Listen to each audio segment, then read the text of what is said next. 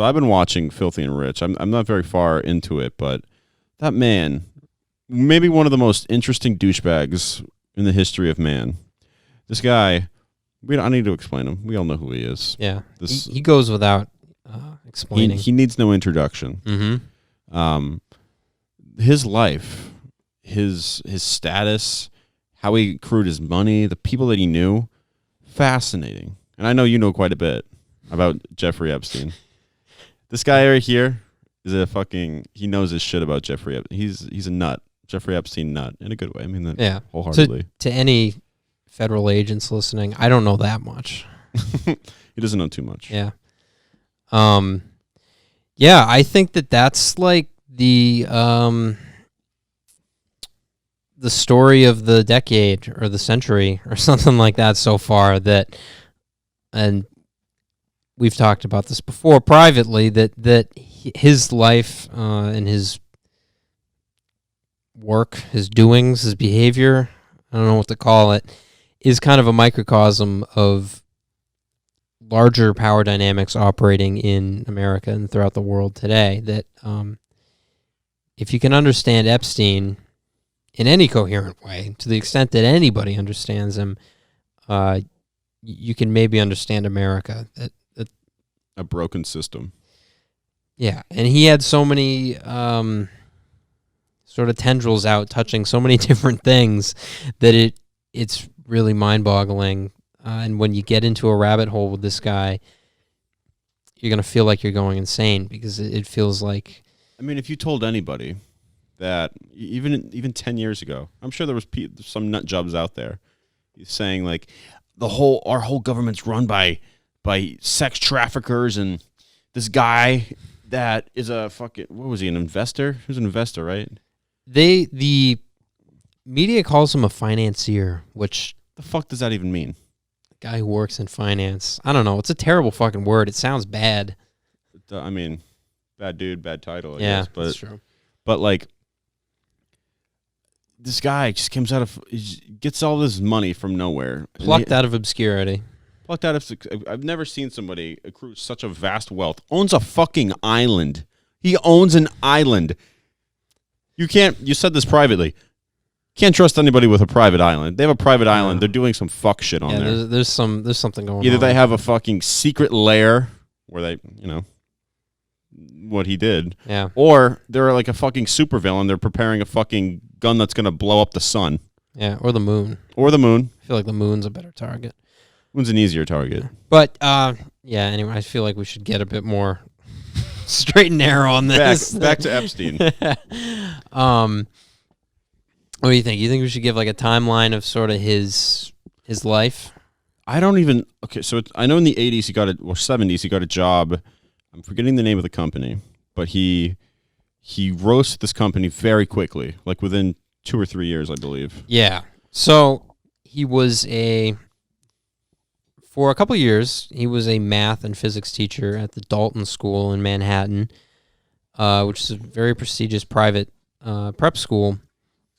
So he gets a job there in the early 70s, and he is terminated or let go somehow because of alleged inappropriate conduct.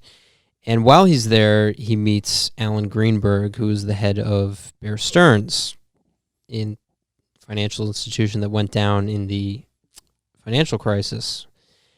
And so he gets a job at Bear Stearns, and he goes from regular old floor trader up to limited partner in like 6 years, I believe. I believe it's 1980.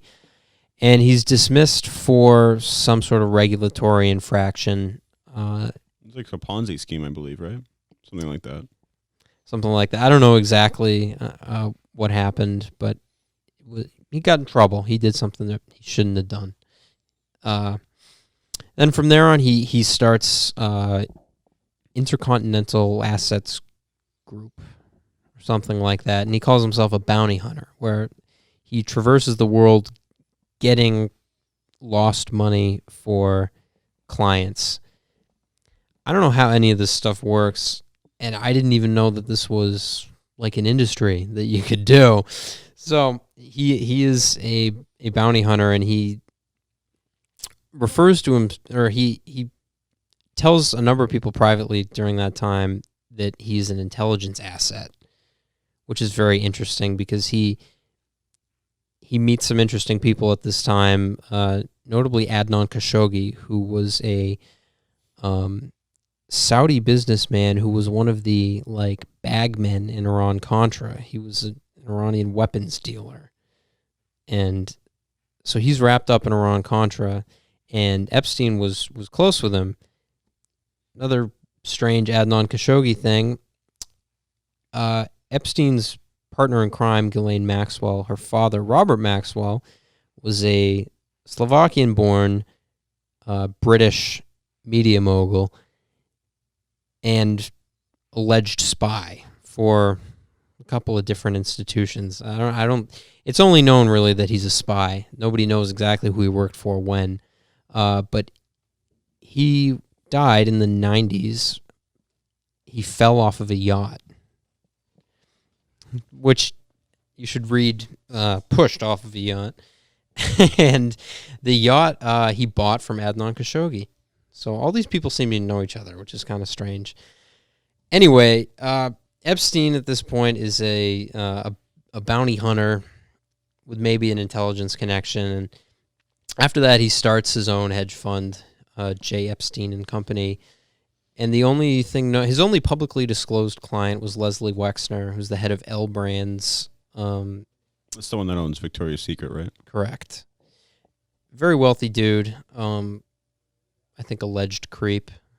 Known creep at this point, given his connection. But the only publicly disclosed client is Leslie Wexner, who appears to have just given him $1 billion, which, I guess you do to hedge fund managers, but it's unclear what sort of clout Epstein had at this point, why you would be compelled to give him $1 billion.